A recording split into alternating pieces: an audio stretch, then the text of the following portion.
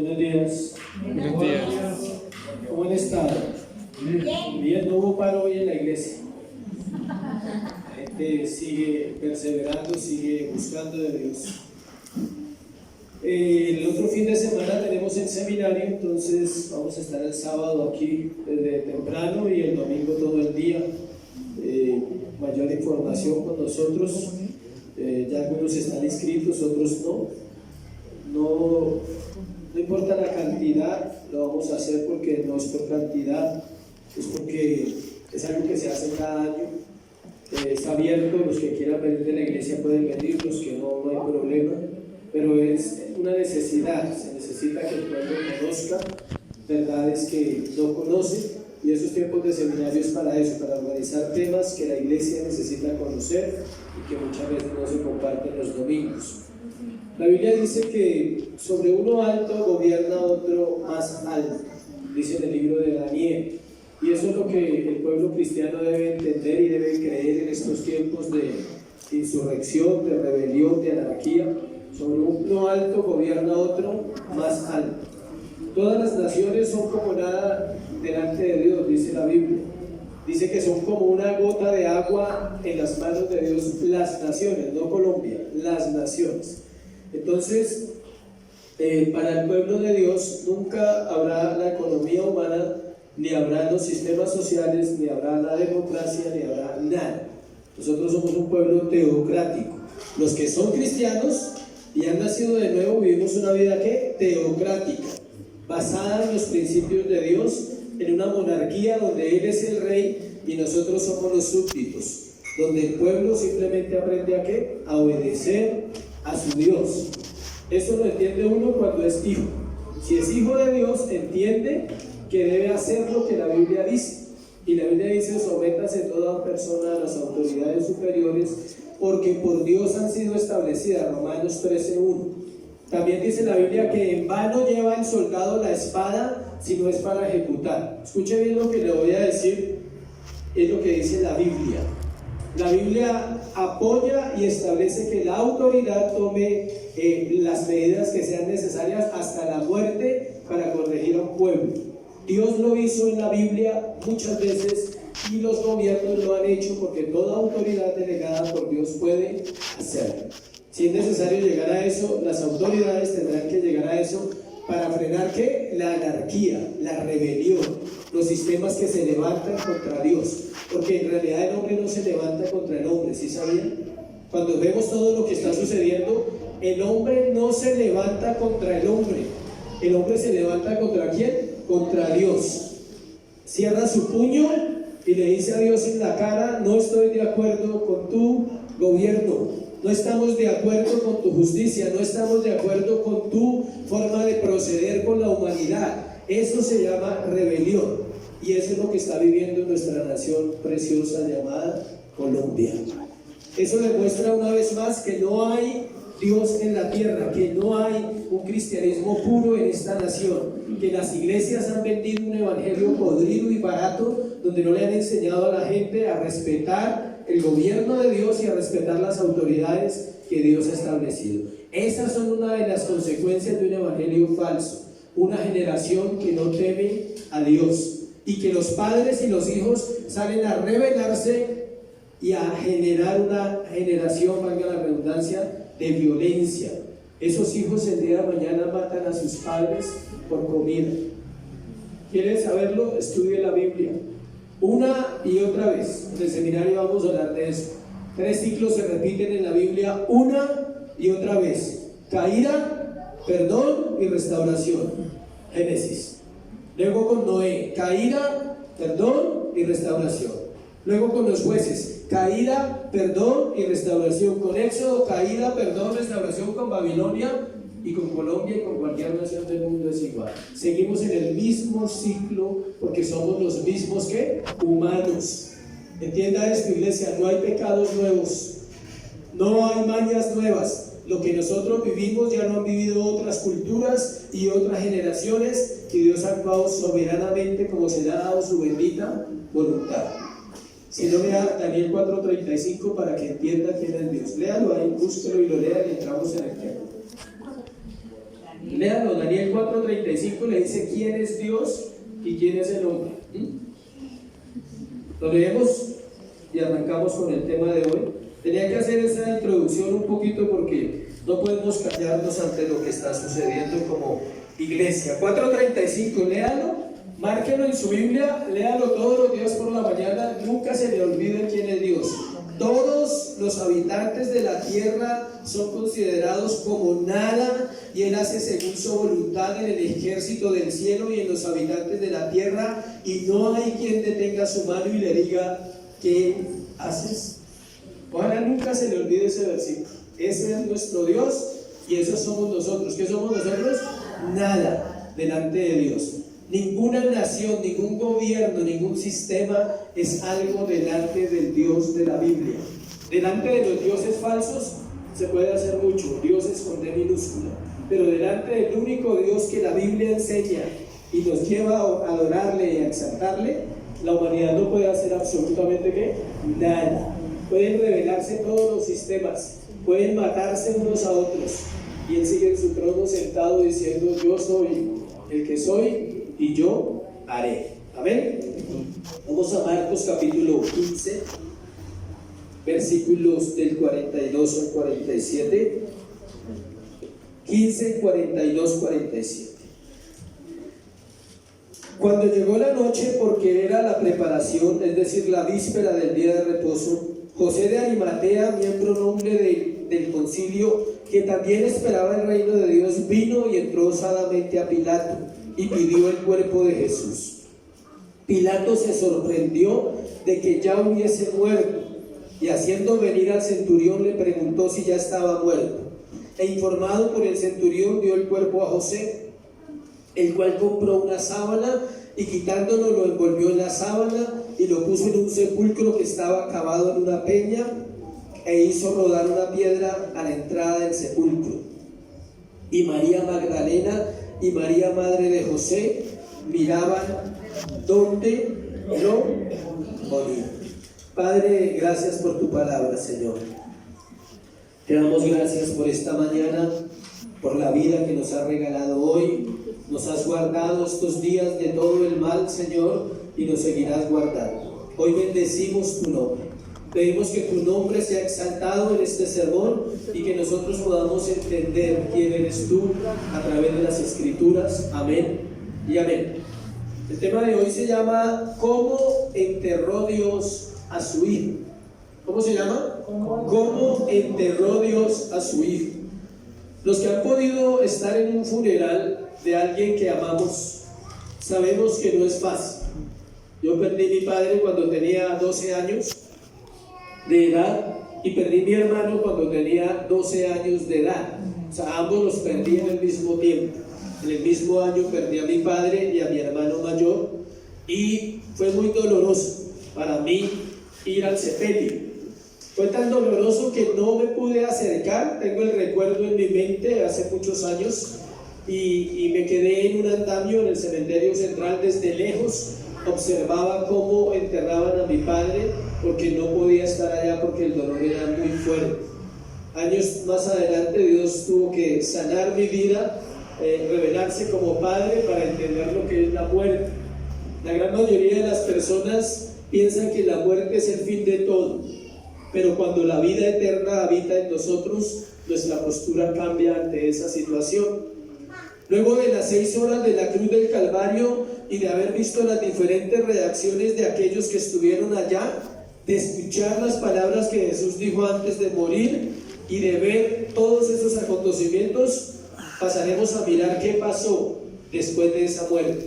Acordémonos que estábamos en la cruz del Calvario, que duró desde las 9 de la mañana hasta las 3 de la tarde, y el sermón de hace 8 días compartimos que hubo tinieblas desde las 12 a las 3 de la tarde, y entendimos que Dios habita ¿dónde? En la oscuridad, y que Dios permite las tinieblas no solamente en una vida, sino también en una familia, en una nación y en todo lo que Él quiera.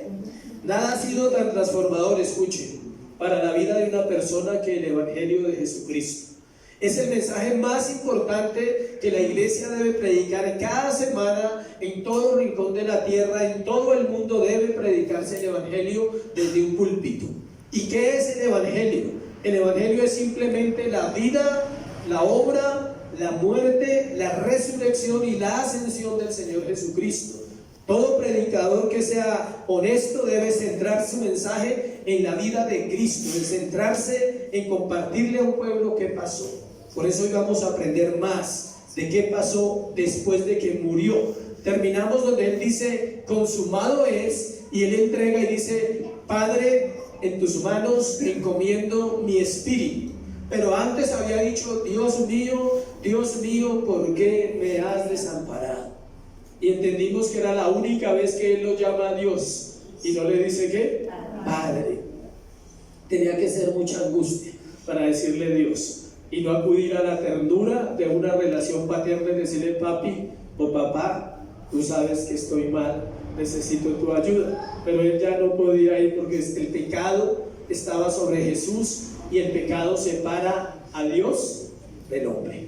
Y era el hombre llamado Jesús, manchado de pecado, porque dice la Biblia, no se halló pecado en su boca, no se halló maldad en su corazón. Entonces no era la maldad de Jesús, no era el pecado de Jesús, era la maldad de la humanidad, no de los judíos, no de los romanos, no, de toda la humanidad nacida, muerta y los que no habían nacido. Así fue el proceso real de la cruz. La cruz no era algo para perdonar solo nuestros pecados, escuchen, era algo para satisfacer la justicia de un Dios justo y para aplacar la ira que recaería sobre los hombres si él no hubiera ido a morir allí. Por eso nada es tan transformador como aquel creyente que entiende el mensaje del evangelio. Debemos predicarnos todos los días, iglesia, el mensaje del evangelio. Todos los días el cristiano debe recordar, Él murió por mis pecados, Él vivió una vida digna por mí, Él fue a la cruz por mis pecados, Él fue a la cruz para satisfacer a Dios, para que yo no tenga una condenación el día que muera. Eso es todos los días. Normalmente los funerales no son los mejores momentos de nadie. La ignorancia en cuanto al tema de la muerte hace que nuestra reacción no sea adecuada o madura. Si miramos acerca del sepelio del Señor Jesucristo, vamos a aprender cómo el Padre ejecutó este sepelio. Para algunos, Él ha resucitado, porque creemos y confiamos en su palabra, que ella es segura, y creemos que ella es verdad. Para otros que no le conocen, no saben nada de Él, pero nosotros sí sabemos que resucitó, que está sentado a la diestra del Padre y que desde allí gobierna con autoridad. Para los que no saben, Él está muerto, se quedó en la tumba, no salió de la tumba.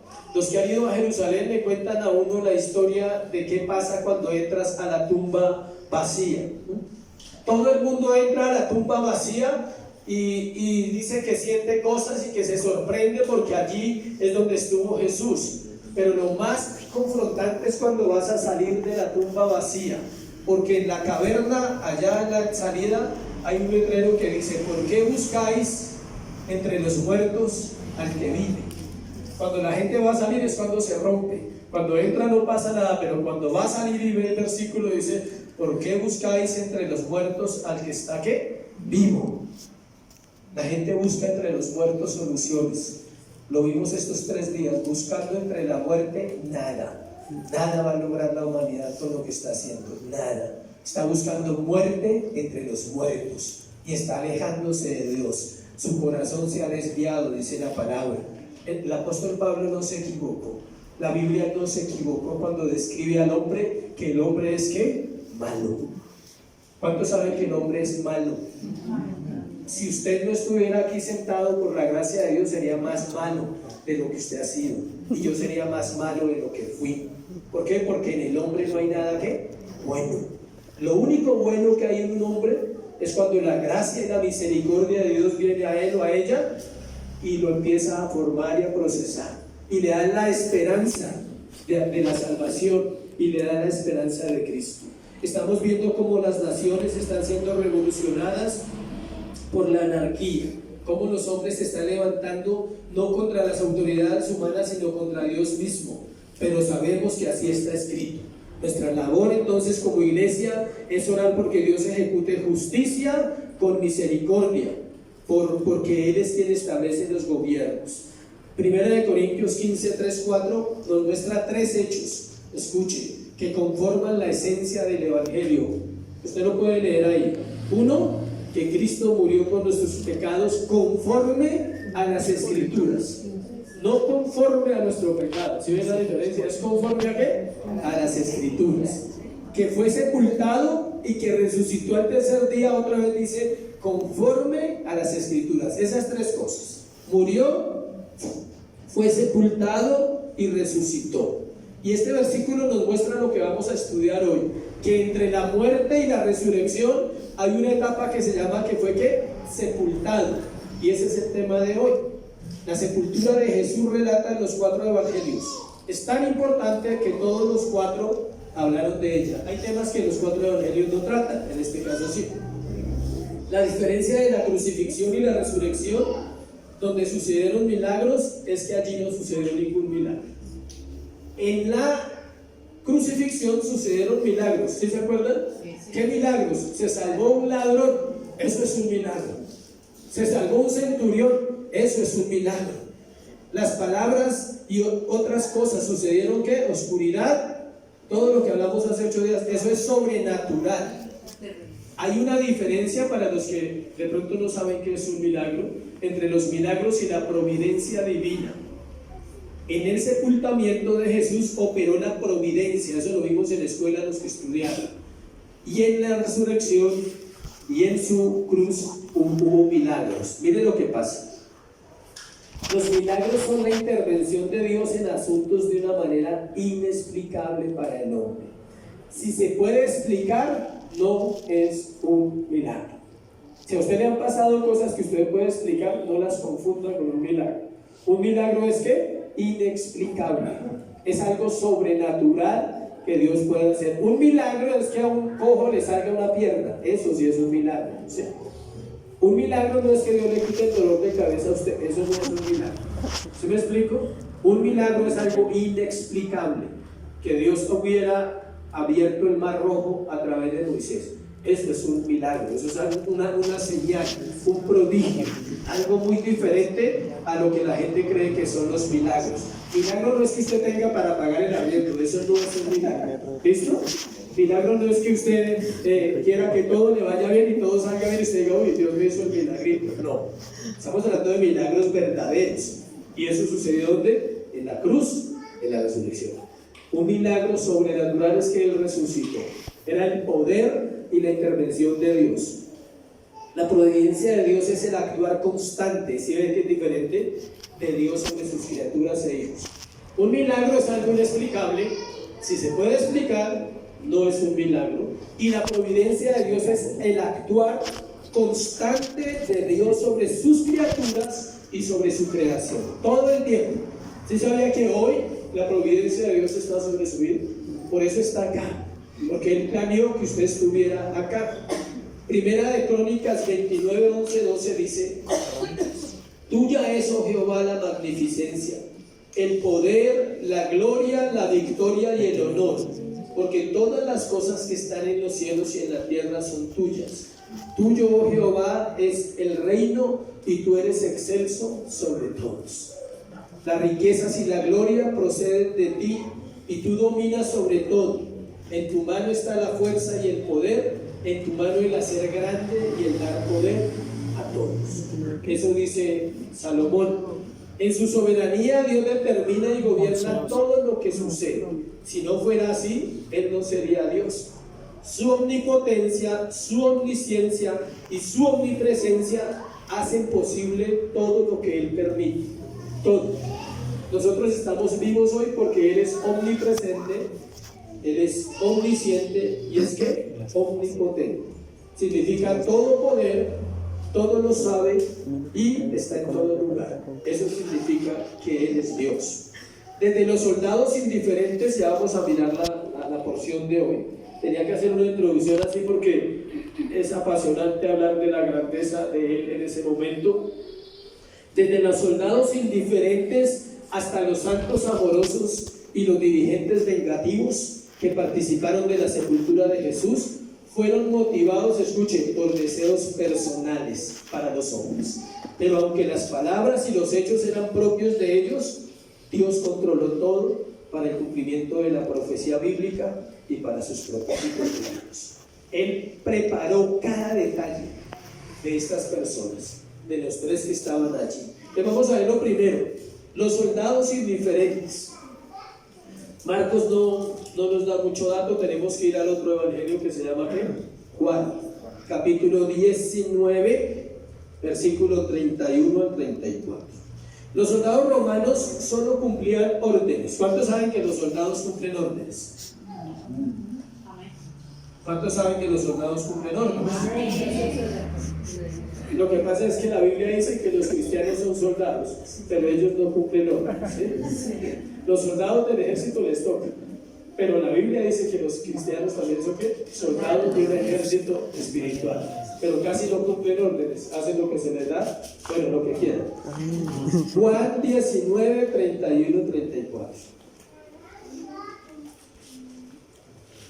Dice: entonces los judíos, por cuanto era la preparación de la Pascua, a fin de que los cuerpos no quedasen en la cruz en el día de reposo, pues aquel día de reposo era de gran solemnidad, rogaron a Pilato que le quebrasen las piernas y fuesen quitados de allí.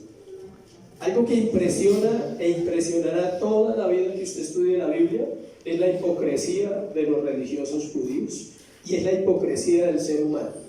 Cuando usted descubra que la Biblia le enseña a usted y a mí que somos hipócritas, porque decimos unas cosas y hacemos otras, y porque queremos defender cosas de una manera cuando nos conviene, y cuando no nos conviene entonces nos vamos a favor de lo que no nos conviene. Eso se llama hipocresía. ¿Por qué son hipócritas? No sé si usted ya lo detectó. Porque son tan pasados, digo yo, que ellos no quieren que el cuerpo esté allí para ser santos, porque van a profanar el día de reposo. Porque es pecado que un cuerpo esté en el día de reposo. Pero ellos acaban de matar al Hijo de Dios y no se están dando cuenta el pecado que han cometido. ¿Sí ven? A veces vemos el pecado de otro y nos parece terrible. Dice, no puede ser. Y Dios te apunta con el dedo y dice, no puede ser que tú seas igual. O sea, no puede ser que tú seas igual a esas personas. Porque es fácil mirar hacia afuera y es difícil mirar hacia adentro. ¿Sabe por qué no podemos mirar hacia adentro? Porque nuestro corazón es ciego. Porque los ojos miran hacia allá, sus ojos no miran para acá. Ahí solo puede mirar Él, el Espíritu Santo. Con la ayuda de Él podemos mirar la mano de grietas que tenemos. Y entonces entender que no podemos ser hipócritas. Ellos no querían contaminar el día de reposo, no eran tan santos. Habían dado muerte al Hijo de Dios y seguían siendo iguales. Para poder respirar, miremos qué pasaba allí en la cruz. La víctima tenía que apoyarse sobre sus pies hacia arriba. A la hora de la muerte del Señor, escuchen, los ladrones continuaban vivos. ¿Quién murió primero? Cristo. Ellos no murieron primero. Primero murió el Señor. ¿Por qué? Porque fue más fuerte su castigo. Porque a Él muestran todo el proceso de flagelación, de martirio, y los ladrones no estaban muertos ahí, y la Biblia lo dice. Versículo 32 de Juan. Y vio, dice aquí, 19:32. Vinieron pues los soldados y quebraron las piernas al primero y asimismo al otro que había sido crucificado con él. ¿Quiere más evidencia que estaban vivos? Los ladrones estaban ¿qué? Vivos. Les quebraron las piernas con un mazo, era algo metálico. Les quebraban las piernas. ¿Por qué? Por lo que le dije. Porque para respirar necesitaban la fuerza de los pies para hacer esto, para no morir asfixiados. Ellos morían de asfixia. Entonces les quiebran las piernas para acelerar la muerte, porque era el día de reposo. ¿Y empezaba a qué horas? A las 6 de la tarde. Empezaba. ¿El día de reposo cuándo comenzaba? El viernes, no el sábado. Es el viernes que empieza a las 6 y terminaba ¿cuándo? El sábado a las 6. Y muere a las 3 Jesús, están en una carrera, decir, no los podemos dejar allá, toca hacer algo. Entonces van y aceleran la muerte, pero Jesús ya estaba muerto. Esto sucedió antes de llegar la noche. Al ver a Jesús muerto, no le quebraron las piernas, lo cual no era un acto humano solamente, sino una profecía establecida por Dios. Versículo 34 de Juan 19 dice: pero uno de los soldados le abrió ¿qué? El costado con una lanza, y al instante salió sangre y agua. Al ser verdugos profesionales, los romanos eran verdugos profesionales, ellos sabían cuando una víctima estaba muerta, y para asegurarse le enterraron la lanza en su costado, y el flujo de sangre y la agua demostró que todavía que él estaba realmente ¿qué? Muerto, que él ya había fallecido. Eso lo hacían por si acaso, ¿no es cierto? Los soldados lo hacían por si acaso, pero en la Biblia estaba escrito que tenían que suceder así. Entonces no era un si acaso, era la providencia de Dios. Versículo 36, versículo 37 de Juan. Porque estas cosas sucedieron para que se cumpliese ¿qué? La escritura. No será quebrado ¿qué? Hueso suyo. Salmo 34, 20 dice: Él guarda todos sus huesos, ni uno de ellos será quebrantado. O sea, no podían quebrarlo así. Para ser aceptable delante de Dios, los corderos pascuales no podían tener un hueso roto. Por tanto, el único cordero perfecto no podía tener las piernas quebradas. Éxodo 12:46. Era todo al pie de la letra según las escrituras. Zacarías 12:10 dice que el profeta Zacarías dijo que el Mesías sería traspasado, lo cual se cumplió cuando entregaron la lanza a manos de un soldado romano. Los soldados romanos no conocían nada de la ley de Dios, por tanto sus actos fueron dirigidos por la providencia divina. Ellos no sabían nada, ellos hacían todo porque los mandaban. Vaya, mire que esté muerto, si no está muerto, haga algo, porque necesitamos bajarlo de esa cruz. No puede estar allá a las 6 de la tarde y toca bajarlo. Esa era la orden y ellos obedecían. Pero cada acto estaba dirigido ¿por qué? Por Dios. Escuche bien, cada acto de su vida, por ridículo, me perdona la palabra, que a usted le parezca, y por pequeñito que le parezca, está direccionado por una soberanía total de Dios. La vida, la muerte, la enfermedad, la familia, los negocios, todo Dios permite. Aún la vida del impío está direccionada ¿por quién? Por Dios. Esa se llama la doctrina de la soberanía, y es la que más le cuesta a la iglesia entender, que Él es ¿qué? Soberano. Segundo, los santos amorosos. Vamos ahora hacia el pasaje de Marcos. Vamos a mirar lo que el pasaje de hoy. En toda historia hay buenos y malos. En esta también están los santos amorosos, aquellos que, guiados por un corazón entregado a Dios, participaron de un privilegio único e irrepetible. ¿Qué privilegio, no? Poder hacer el sepelio, poder hacer el entierro del Señor. Versículo 42, vamos a ir texto a texto.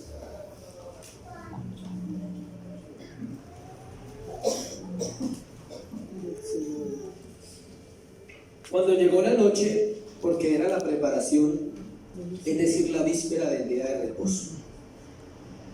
Quiere decir que era entre las 3 a 6 de la tarde. Un hombre del que poco se sabe, dice ahí, versículo 43, José de Arimatea, miembro noble del concilio, que también esperaba el reino de Dios, vino y entró osadamente a Pilato y pidió el cuerpo de Jesús. Es un hombre que la Biblia no tiene mucha información de él. Lo que dice ahí, que se llamaba José de Arimatea, que era un miembro noble del concilio. Escuche, es increíble que él era miembro del Sanedrín. El concilio es el mismo que Sanedrín.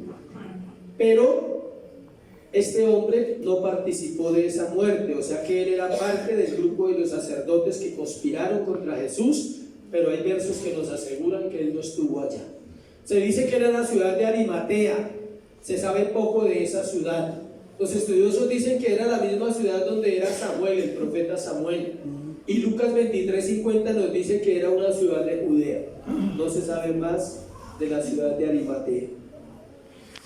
Lucas 23:51 nos dice que él no había consentido ni estaba de acuerdo con la muerte de Jesús. entonces es probable que no estuviera en el momento en que se reunieron para decidir sobre la muerte de Jesús. Él no estaba presente. Si Lucas lo dice, hay que creerlo porque toda la Biblia es la palabra de Dios. Lucas dice que él no consintió, o sea, él no estaba en esa reunión cuando decidieron matar a Jesús. Mateo y Juan lo describen como un verdadero creyente que esperaba la venida del Mesías. Juan 19:38 dice que era discípulo de Jesús en secreto. Muchos dicen que esa palabra es para mí, son discípulos en secreto. O sea, no, era él, ¿sí? No lo vayan a tomar como una palabra de Dios para usted, que sea discípulo en secreto. Era él porque era parte del Sanedrín. Aquí no hay Sanedrín en esta época. O sea, aquí hay que hacer discípulos abiertos, valientes que predican la Biblia.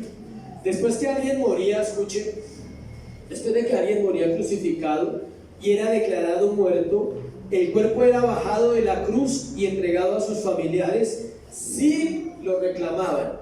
Si no, iba a una fosa común o a un basurero.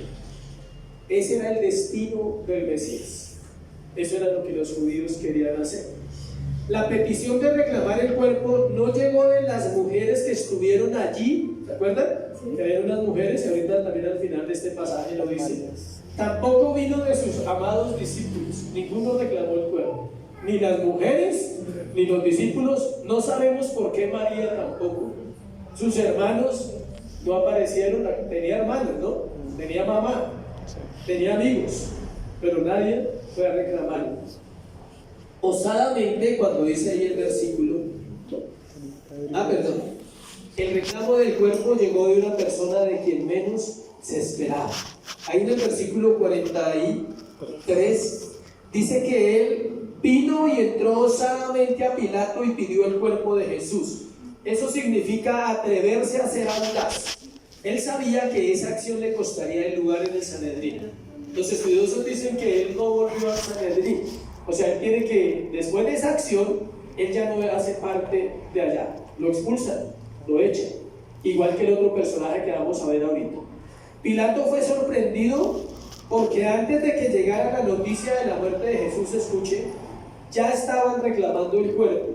Por eso llama al centurión y le pregunta en el versículo 44. Pilato se sorprende, ¿sí ve? Que ya hubiese muerto, y haciendo venir al centurión le preguntó si ya estaba muerto, e informado por el centurión dio el cuerpo a José. O sea, él quedó sorprendido y dijo, uy, pero tan rápido, o sea, si eso se demoran allá en morir un ratico, ¿sí? Y él tiene que cerciorarse y le pregunta al centurión. ¿Se acuerdan quién era el centurión que compartimos? El encargado de todo el proceso de la guardia, todo eso, y parece que le tocaba estar para allá y para acá. Y entonces, al parecer, este hombre le dice, sí, tranquilo, ya está muerto, entréguele el cuerpo. Versículo 45 dice que fue informado. Al tener el permiso, José regresó al Calvario para disponer del cuerpo del Mesías. En el nivel humano, solo tenía un deseo, y era que el cuerpo de su Señor no fuera lanzado a un basurero o a una fosa común. Ese era el deseo de José de Arimatea. Pero en el nivel divino, Dios estaba direccionando todo para el cumplimiento de una promesa que está en Isaías 53, versículo 9. Acompáñenme porque tenemos que hacer un estudio de ese versículo tan bonito. Isaías 53, 9.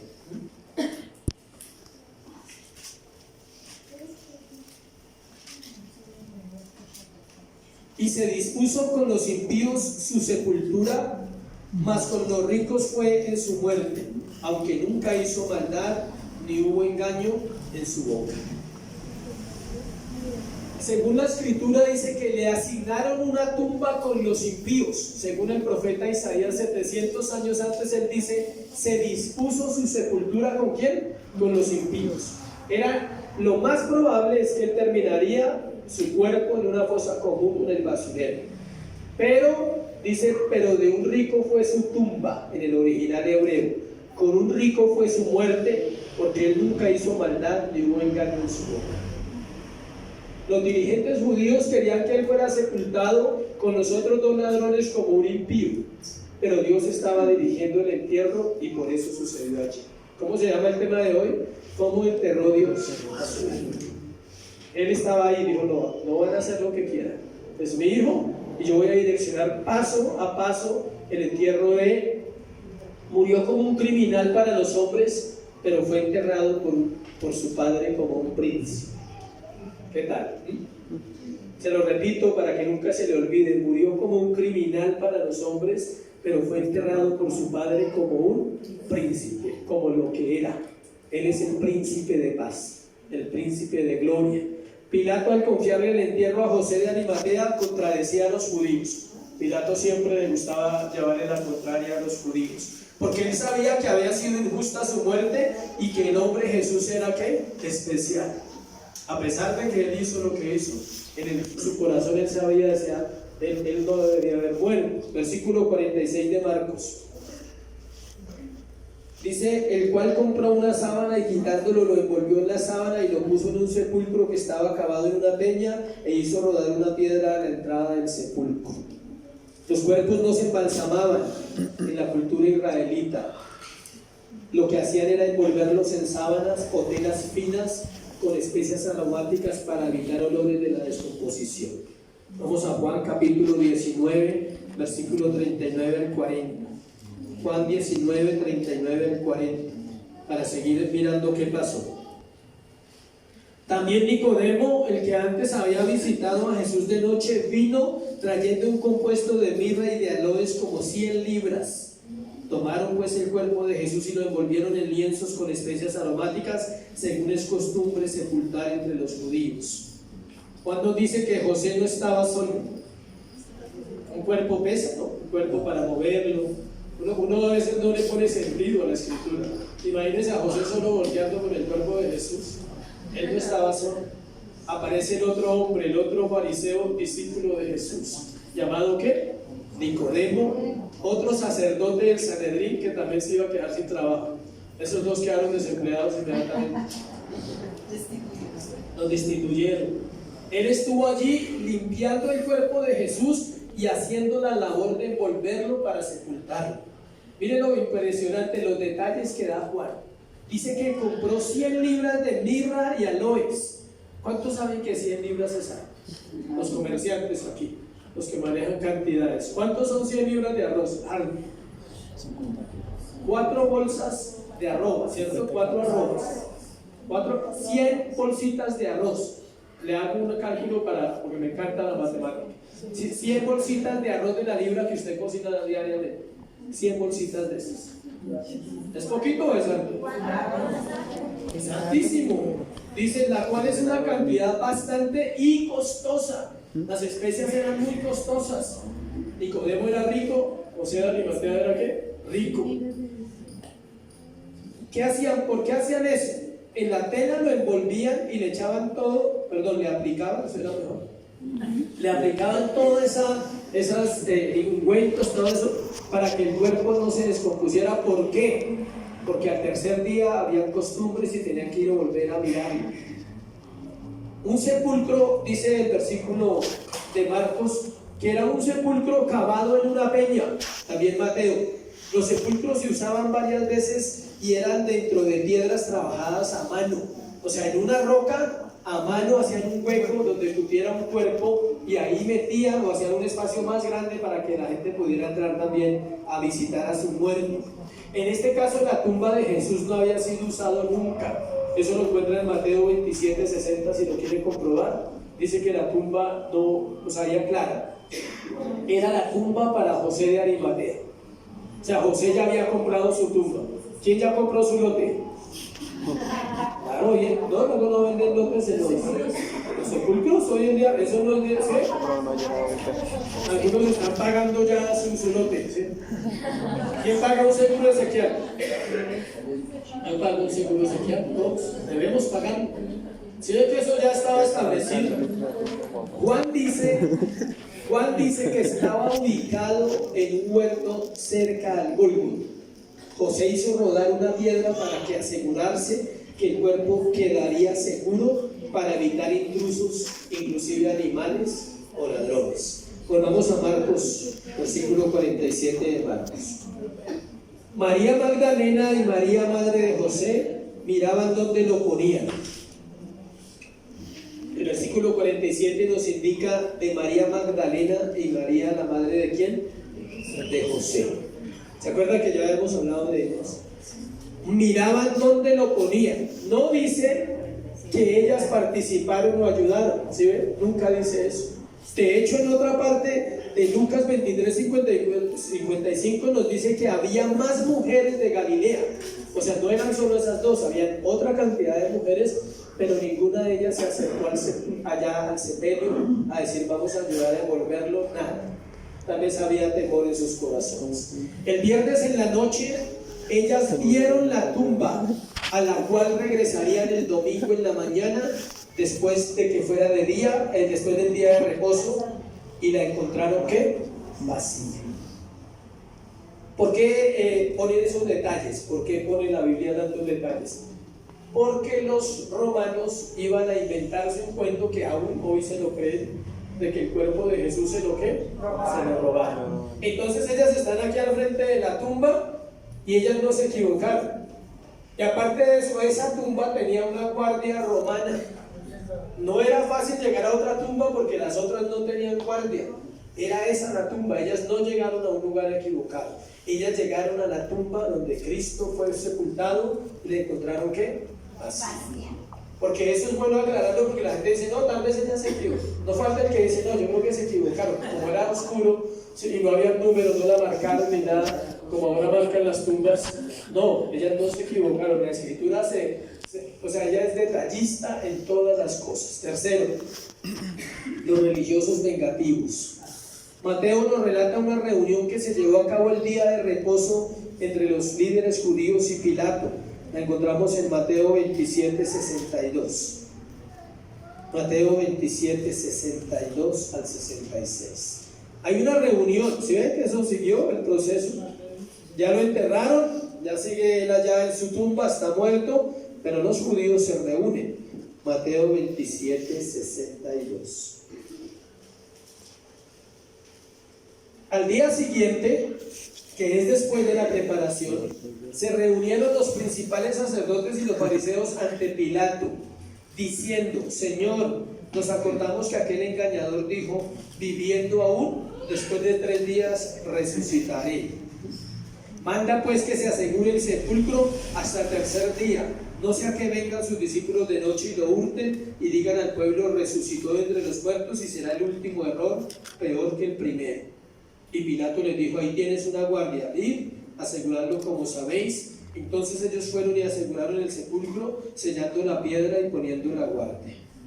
Conscientes de las palabras dichas por el Señor, increíble, ¿no? Lo matan, pero temen a sus palabras. Dicen: ay, él dijo que resucitaría, ¿y qué tal resucitó? O sea, aún hay temor en su corazón. Dicen, tremendo. O sea, uno dice: ¿cómo una persona puede cometer terrible pecado? Pero esa es la naturaleza humana, así somos nosotros. Les preocupaba que los discípulos de Jesús robaran el cuerpo para hacerlo parecer como resucitado. Para ello se aseguraron de que los romanos pusieran una guardia y un sello que proveían ellos. O sea, no solo ponían una guardia, sino un sello donde estaba la marca del Imperio Romano.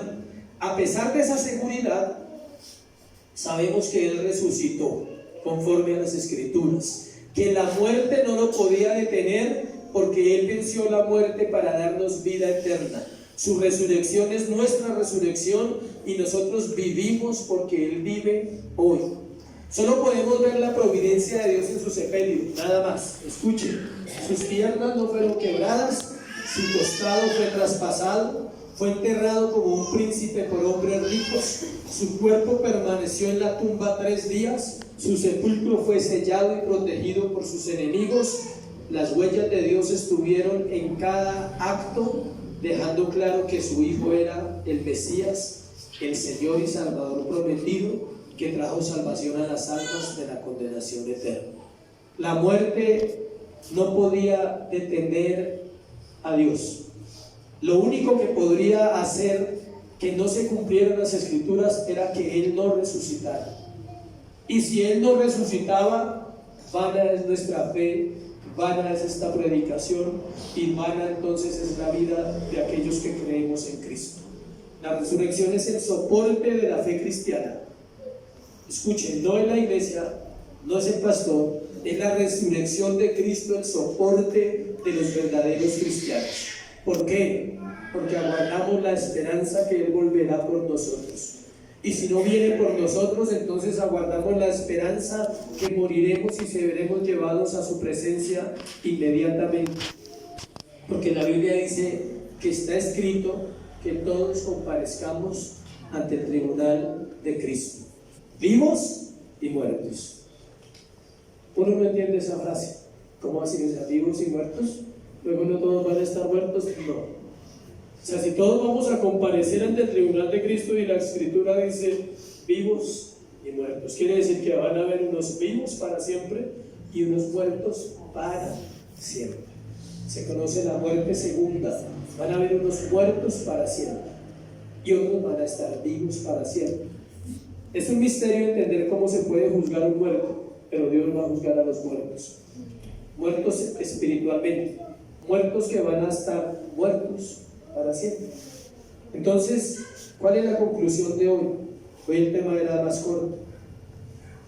No por el paro, ¿no? Claro. Sino porque el pasaje es así y uno se sigue a un pasaje. ¿Cuál es la conclusión? 1. El Evangelio es lo más importante para un cristiano. Estoy leyendo un libro sobre eso para lo que vamos a compartir en el seminario, una ayuda que es muy importante. Dice ahí que lo más importante para una persona que cree en Jesucristo es eso, que logre entender el Evangelio. Si usted no entiende cómo va a ser la venida de Cristo, eso no importa, ¿sí? Si usted no entiende cómo, si es después del rapto o antes del rapto, eso no afecta a su salvación, ¿sí? Si usted dice que cree en el bautismo de niños o no cree en el bautismo de niños, eso tampoco afecta a su salvación. Si usted cree que la iglesia debe ser gobernada por un presbiterio o debe ser gobernada por un pastor, eso no afecta a la salvación de nadie. Si usted cree que las mujeres deben o no deben pastorear, eso no afecta a su salvación ni la de la iglesia. ¿Listo? ¿Sabe qué afecta a su salvación? Que usted no entienda que Cristo murió por nuestros pecados, que la paga del pecado es muerte y que todo el que esté separado de Cristo irá a un infierno eternamente. Eso sí es delicado. Y esa es la doctrina fundamental del Evangelio. Sí, que si Dios le va a dar una casa o un carro, eso no lo salva. Si no tiene, tampoco se pierde. ¿Sí? Sí, no, es que Dios prospera, sí. Pero la prosperidad es integral, iglesia. No es solo material. Es una prosperidad ¿qué? Integral. Dice, muchos pobres son ricos, dice la Biblia, porque lo tienen todo, dice. Y muchos ricos son miserables, porque no tienen ¿qué? Nada en Cristo. La Biblia enseña sobre eso. Jesús habló más del infierno que del dinero en la Biblia. Hoy en día se habla más del dinero en las iglesias que de Jesús. El Evangelio ha permeado y ha destruido, y una de las consecuencias más fuertes de un Evangelio falso es no hacer énfasis en lo que estamos hablando esta mañana. Cristo Jesús murió por mis pecados, personal. Yo le puedo decir que por nuestros pecados, pero usted necesita entenderlo usted, es por mis pecados. Porque usted cuando habla de todos, uno se siente mejor que algunos y peor que otros. Sí, porque uno conoce el caso de otros y dice, pero es que yo sé que ese no ora, yo por lo menos oro. Sí, así somos.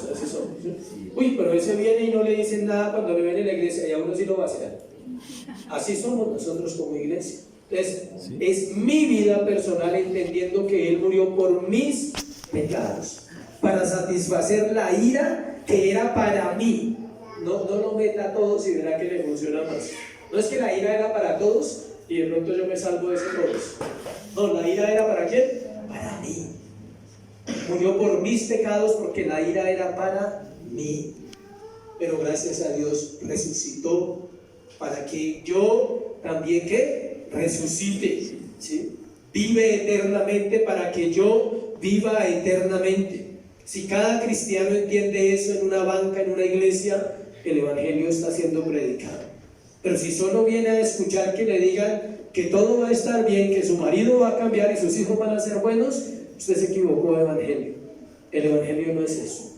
El Evangelio es vida eterna en Cristo Jesús. Amén. Póngase sobre sus pies y vamos a orar. Darle gracias a Dios por su precioso evangelio, por su Hijo Jesucristo y por la salvación. Padre, gracias por esta mañana, por este gran privilegio que tenemos hoy de escuchar tu voz y tu palabra. Te damos gracias por Jesucristo. Gracias por enviarlo a la cruz voluntariamente a morir por nosotros. Gracias por entregar tu vida hasta la última gota de tu sangre por nuestra salvación, por mi salvación. Ora personal. Yo oro grupal porque es la iglesia, pero tú ora personal ahí con el Señor. Gracias por nuestra salvación. Es una salvación grande, Dios. Es una salvación preciosa. Es una salvación que vale todo lo que un ser humano pueda tener. Por eso la Biblia dice que muchos dejaron todo por seguirte, que muchos vendieron todo por comprar la perla de gran precio. Se llama Cristo. Cristo es la perla de gran precio. Cristo es el príncipe de paz. Cristo es justicia nuestra. Cristo es vida eterna. Cristo es el que da la sabiduría para vivir el cristianismo. No tenemos a dónde ir, dijo el apóstol Pedro. ¿A quién iremos si solo tú tienes palabras de vida eterna? El que participó de carne y de sangre para vencer con esto al que tenía el imperio de la vida y de la muerte, al diablo, para darnos vida en él. Él es nuestro Dios y a Él adoramos. El libro de Hebreos dice: adórale, porque se inflama su corazón. Dice: adorad al Hijo para dar honra al Padre. Cada vez que quieres honrar a tu Dios, dile: adoro a Jesús. Te adoro, Jesús, por lo que hiciste. Te adoro porque te entregaste. Te adoro porque diste la vida por mi pecado. Siendo un pecador me amaste. Cuando nadie podía amarme, tú lo hiciste, Señor. Cuando no había esperanza en mi corazón, tú viniste a salvarme. Oramos por aquellos que no te conocen, Jesús. Oramos porque el plan de salvación perfecto que tienes para esta congregación, aquellos que se acercan, que están viniendo, Dios, tú traigas salvación a sus corazones en el nombre de Jesús. Te damos gracias, Padre, en Cristo Jesús. Amén. Dios les guarde, Dios les bendiga. Dale un aplauso a Jesús.